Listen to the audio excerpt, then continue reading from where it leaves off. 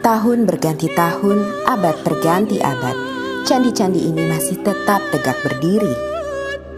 Di mata para penghikmat sejarah dan kebudayaan Jawa, candi-candi ini tak hanya menjadi pembawa kabar dari masa lalu tentang warisan peradaban yang tinggi. Candi-candi ini juga merupakan jejak pengetahuan tentang Jawa, baik yang terlihat maupun yang tak terlihat. Semua itu terangkum dalam sejarah cipta, karsa, rasa masyarakat Jawa.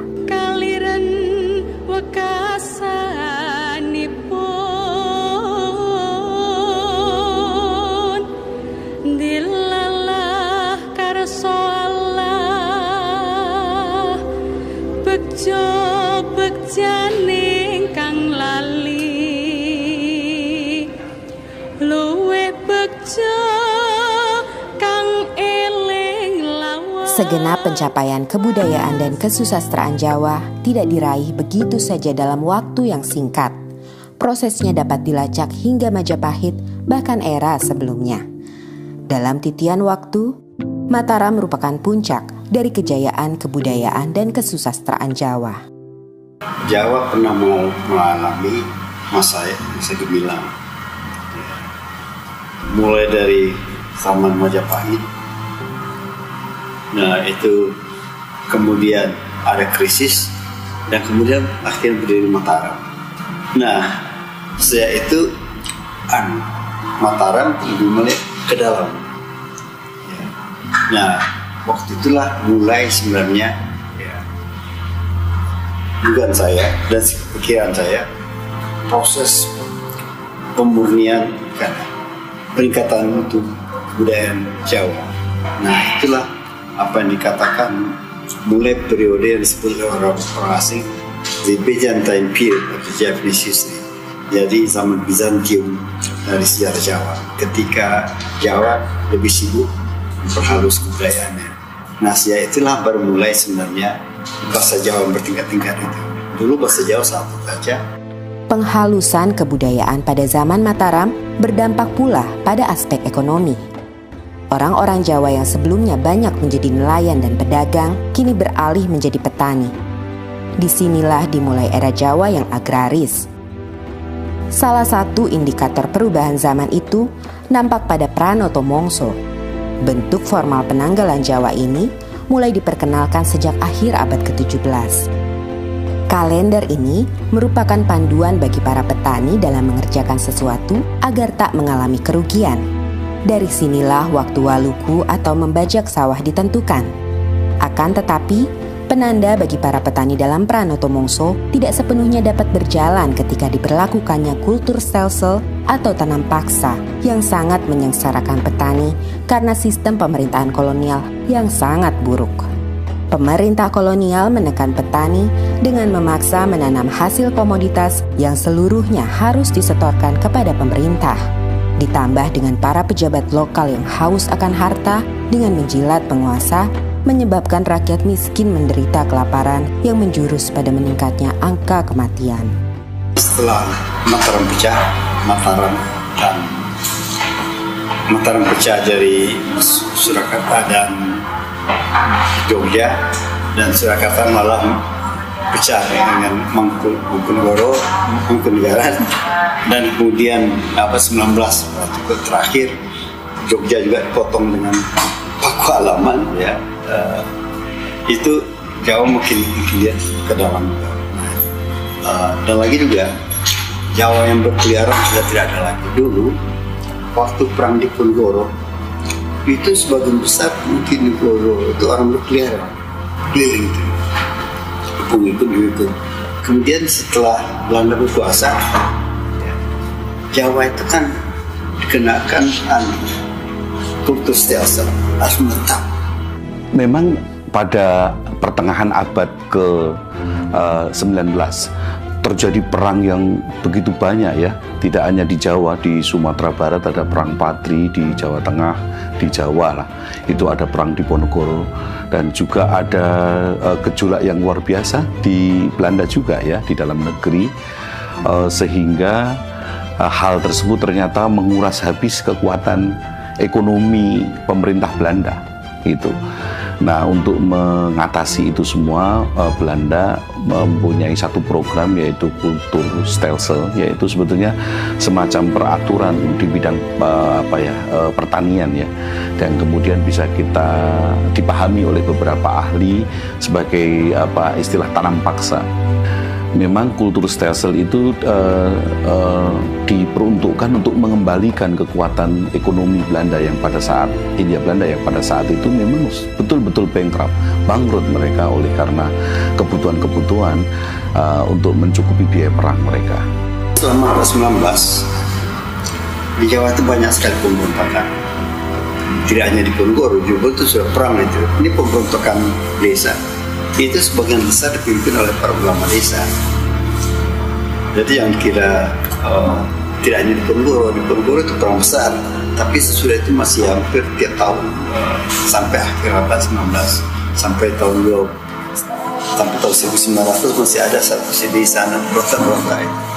Nah, untuk mengatasi itu, untuk mengatasi adanya konflik-konflik dan memperkecil adanya perang terbuka antara pemerintah kolonial Belanda dengan para pribumi Jawa, maka dibentuklah satu lembaga yang dinamakan Het Instituut voor de Javaanstaal itu, sebagai lembaga yang bertujuan untuk mengurangi konflik. Yang kedua, memberikan bekal kepada para administrasi pada pegawai Belanda yang bekerja di Jawa. Nah, pemahaman dengan terhadap kebudayaan lokal yang baik itu diharapkan mampu mengurangi konflik. Itu sebenarnya tujuan awal daripada lembaga itu. Het Instituut voor de Javaanstaal te Surakarta yang didirikan di Surakarta pada 1832 oleh Johan Frederik Carl Greica adalah sebuah lembaga kebudayaan yang mempelajari sastra dan kebudayaan Jawa. Disinilah Javanologi untuk pertama kali muncul. Secara terminologis, Javanologi itu kan disusun dari dua kata. Java merujuk di situ batasan budaya, juga bukan batasan administratif ya, tapi batas budaya, dan logos itu pengetahuan. Jadi Javanologi adalah set pengetahuan dan keterampilan tentang kebudayaan Jawa. Itu arti Javanologi. Di dalam Het Instituut voor de Javaanstaal itu bidang-bidang yang dipelajari di sana adalah bidang sastra, bidang bahasa, bidang kebudayaan, wayang, bahkan wajib itu mengetahui, yang notabene semua itu menjadi butir-butir yang paling menonjol dalam kebudayaan Jawa, falsafah Jawa. Dia harus tahu. Mempelajari bahasa, entah kaitannya dengan pemerintahan ataupun juga dengan nanti kaitannya dengan sastra, tapi mempelajari bahasa daerah tanah jajan itu sangat penting. Karena itulah pemerintah Belanda juga mendirikan semacam lembaga pendidikan bagi para pegawai untuk mempelajari bahasa. Nah, itu kenapa dilakukan? Di antaranya adalah bahwa apabila bahasa itu dikuasai, otomatis nanti karya-karya sastra ataupun buah-buah pikiran yang ditulis oleh orang jajan itu diketahui, maka akan mudah untuk menguasai daerah jajahan. Jadi ada maksud seperti itu.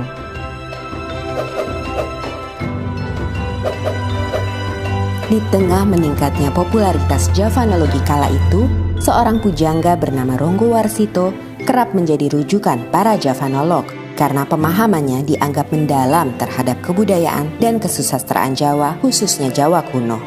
Ronggo Warsito itu adalah pujangga yang luar biasa, dan beliau ini di dalam mencipta karya ini meliputi 12 bidang ya. Ada bidang kesastraan, ada bidang pendidikan, ada bidang pengetahuan bahasa, ada bidang filsafat, ada bidang pedalangan, pengetahuan alam, bidang seni suara, babat, ramalan atau jonggo itu hanya 2, Jokolodang dan Jolbelio. Kemudian silsilah dan perkamusan. Jadi ada 12 bidang. Nah, yang paling banyak itu kesastraan itu 24 judul. Ronggo Warsito adalah seorang tokoh munculnya sastra Jawa baru jenis geguritan. Karena sebelumnya bisa dikatakan ada karya sastra itu hanya puisi dan prosa. Puisi adalah tembang, prosa adalah gancaran. Gancaran adalah prosa. Sedangkan yang kategorinya itu geguritan adalah puisi tetapi bukan tembang, itu belum ada. Yakni di dalam Serat Joko Lodang yang itu dikategorikan tembang bukan, tetapi dikategorikan prosa bukan. Dan secara kebetulan di dalam satu bait tulisan awal dari Serat Joko Lodang itu juga ada sandiasmonya.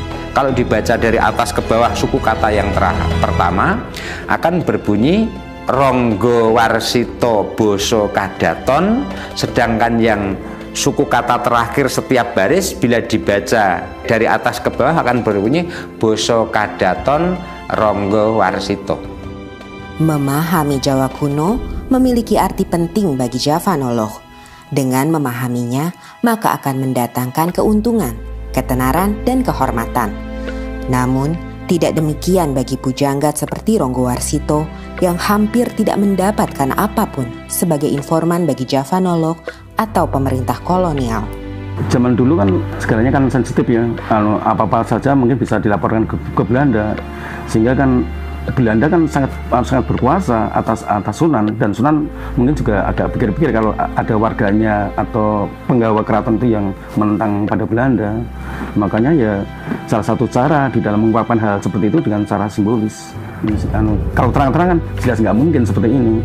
Dia menulis tentang misalkan saja di dalam Serat Kolotido misalkan saja. Isi awalnya memang hanya berlaku, dia mengkritisi keadaan kondisi kerajaan. Mangkyo derajating praja kawuryan wasunyaruri rurah pangrahing ukara karana tanpa palupi. Hatilar silastuti sujana sarjana kelu kalulun kala tidha tidem tandaning dumadi hardayeng rat tining karoban rubedo. Ini adalah sebetulnya awal dari si Ronggo Warsito, jelas mengkritisi kondisi kerajaan saat itu. Punya raja, rajanya itu juga sekti, rajanya juga punya kewibawaan, pegawai-pegawainya baik. Tetapi kondisi saat itu tidak menyelesaikan masalah, huru-hara dan sebagainya. Sebagai pujangga Keraton Surakarta, Ronggo Warsito memelihara hubungan baik dengan para Javanolog. Salah satunya adalah Carl Friedrich Winter. Sebegitu datang di Jawa ini dan ketemu si Ronggo Warsito, ternyata dia adalah seorang sastrawan, dia seorang yang cinta atas budaya Jawa, dalam hal ini sastra. Nah, karena dia itu juga sesama orang sastrawan, dia ingin menulis tentang sastra Jawa, merasa dirinya itu juga sudah barang tentu tidak sepaham seperti orang Jawa. Melihat seorang Ronggo Warsito itu pujangga keraton yang juga sebetulnya sudah memasyarakat, artinya orang luar pun bisa dekat dengan Ronggo Warsito, dia berguru, berteman, lalu sebagai seorang sahabat yang sama-sama menggeluti tentang budaya Jawa, dalam hal ini adalah sastra Jawa. Kalau kita lihat kronologinya, sebetulnya hubungan mereka itu pasca Yavanologi itu sudah berpindah ke Delft dan kemudian ke Leiden ya. Jadi sebetulnya itu keterkaitan mereka itu sebenarnya tidak secara lembaga gitu, tidak bahwa C.F. Winter memiliki keterkaitan dengan Java Institute, Institute for the Javan Study, iya gitu. Tetapi untuk di Jawa ini memang mereka memang bekerja sama dan membuat satu kesepakatan bekerja untuk menghasilkan beberapa karya sastra. Misalnya Kamus Jawa Kawi, kemudian Serat Aji Soko dan seterusnya, itu kan karya-karya mereka. Ada beberapa surat yang secara kebetulan kami ada data yang menunjukkan komunikasi antara Winter bertanya tentang sastra kepada si Ronggo Warsito, dan oleh Ronggo Warsito pun juga ada bukti menjawab atas pertanyaan-pertanyaan si Winter tadi. Di luar menjawab atas pertanyaan yang tadi datangnya dari Winter, itu juga disertai dengan kepentingan-kepentingan secara kebutuhan ekonomi bagi Ronggowarsito. Ada permintaan dari Ronggowarsito pinjam uang, istilahnya ngijon terlebih dahulu ya, oleh karena kepentingan kekurangan secara ekonomis atau keluarganya ada yang sedang sakit, itu nanti mengajukan pinjam uang ke Winter, dan nanti cara mengembalikannya akan diperhitungkan dengan pekerjaan yang dilakukan oleh Ronggowarsito atas permintaan dari Winter. Namun memang saya juga bisa menyampaikan pada akhirnya mereka ada kerenggangan itu kan. Ada banyak hal yang terkait dengan aspek politis ya. Aspek politis, mungkin situasi politis di Belanda pada waktu itu, dan beberapa hal yang memang sejak awal tidak diminati oleh Ronggowarsito. Dalam esainya yang legendaris, Javanology and the Age of Ronggowarsito, Kenji Tsuchiya menulis bahwa pujangga memainkan peran ganda ketika Javanologi Barat masuk. Di satu sisi sebagai sumber informasi bagi para Javanolog Eropa, sementara di sisi lain tetap sebagai orang yang memiliki pengetahuan esoteris mendalam, di mana pengalaman kebatinan Jawa menjadi sumber utamanya.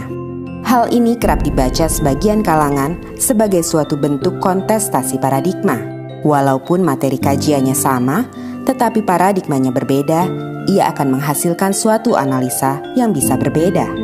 Dalam hal ini, paradigma orang-orang Jawa memiliki perbedaan dengan paradigma orang-orang Belanda. Kalau kita bicara paradigma, sebetulnya ada worldview di situ. Kemudian juga ada traditions, ada assumption. Nah, titik potong antara worldview, tradition, dan assumption, inilah paradigma ilmu Jawa. Kita mengetahui bahwa sebetulnya background Ronggowarsito itu adalah budaya Jawa yang begitu organismik.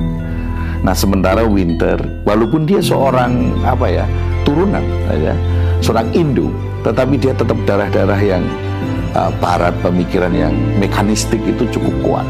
Sehingga kadang-kadang antara organismik dan mekanistik ini kadang-kadang terdapat perbenturan gitu. Saya melihatnya seperti itu. Desa Palar, Kecamatan Trucuk, Klaten menjadi tempat persemayaman terakhir Ronggowarsito. Semasa hidupnya, ia sering mengunjungi desa ini yang menjadi tempat sanak familinya berada. Tidak hanya Ronggowarsito, makam C.F. Winter juga berada di sini. Setelah pada 1984 makamnya dipindahkan dari kompleks pemakaman Belanda di Jebres, Surakarta atas izin Presiden Soeharto. Pada hari-hari tertentu, makam Ronggowarsito banyak dikunjungi para peziarah. Daya tarik Ronggowarsito sebagai pujangga besar memang tidak hanya terdapat semasa ia hidup. Bahkan hingga hari ini, setelah sekian lama ia wafat, pesona itu tak memudar. Dan pasca wafatnya Ronggowarsito, masih tersimpan begitu banyak arsip tentang Jawa, salah satunya sastra di negeri Belanda. Arsip-arsip ini yang sebagian besar berisi tulisan-tulisan Jawa membuktikan peradaban Jawa yang tinggi. Namun sayangnya justru tidak dipelajari dan dimiliki oleh orang-orang Jawa itu sendiri.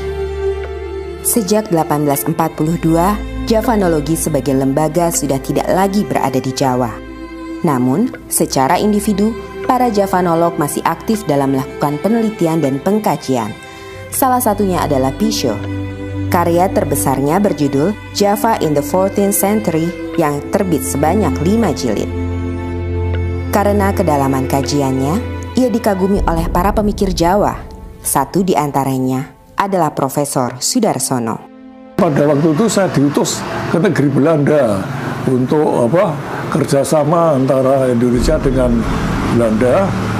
Lalu kemudian ketemu Dr. Pisho, itu gambarnya Dr. Pisho. Lalu kemudian saya senang sekali saya mendengar saudara Sudarsono menggantikan saya. Wah, saya juga bangga sekali dianggap menggantikan dia. Karena Dr. Pisho itu luar biasa pinternya.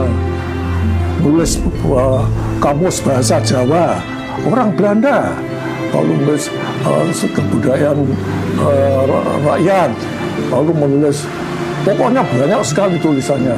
Ya, lalu saya pulang, wah, rasanya lega sekali bisa ketemu orang yang paling saya kagumi itu, Dr. Busho itu. Tahun 2011, di Universitas Negeri 11 Maret Surakarta, berdiri pula Institut Javanologi yang berada di bawah naungan Lembaga Penelitian dan Pengabdian Masyarakat. Institut Javanologi ini bergerak di bidang kajian budaya, bahasa, dan sastra Jawa.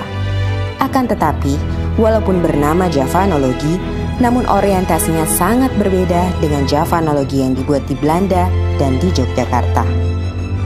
Pada era Belanda, tujuannya sudah saya sampaikan tadi adalah memberikan bekal pengetahuan kepada para pegawai-pegawai Belanda, orang-orang Eropa untuk masuk ke Jawa. Nah, tetapi pada masa kemerdekaan, pasca kemerdekaan, Javanologi memang untuk menghimpun ilmu-ilmu lokal, local wisdom, ya, yang begitu banyak tersebar dan tercerai, itu mau dihimpun. Nah, sekarang di era kami itu Institut Javanologi tidak hanya menghimpun, yang sudah dihimpun itu dicoba untuk ada hilirisasi temuan-temuan pada saat itu.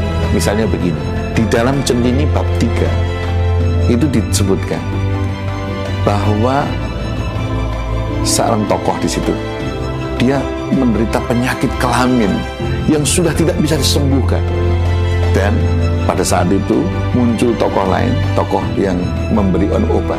Kalau kamu pengen sembuh, maka kamu harus menyenggamai sapi betina yang sedang hamil. Kami yang membaca itu tentu tidak akan menyarankan seorang untuk itu kan. Nah, kita melihat sebenarnya ada apa di dalam sapi muda yang sedang hamil itu. Kami sudah mencoba membuat satu seminar dengan asosiasi dokter-dokter seksologi, dan mencoba untuk siapa tahu ini menjadi satu solusi penyakit-penyakit yang sekarang ini, AIDS misalnya. Jadi ini era kami ini sekarang adalah mencoba untuk membuat pembuktian, research dari beberapa temuan yang sudah dihasilkan pada saat itu. Javanologi yang dibuat di Belanda hingga didirikan oleh Universitas Negeri 11 Maret Surakarta hari ini memiliki peranannya masing-masing yang tidak bisa begitu saja diabaikan. Javanologi telah menghidupkan semangat masyarakat Jawa untuk ikut ambil bagian dalam membuat dunia yang lebih baik. Pemahaman antara ilmu dan ngilmu itu memang berbeda. Ilmu bisa diekstrakan, tetapi ngilmu itu bagaimana aplikasi, bagaimana itu memiliki manfaat bagi dunia yang lebih cantik, yang lebih harmonis.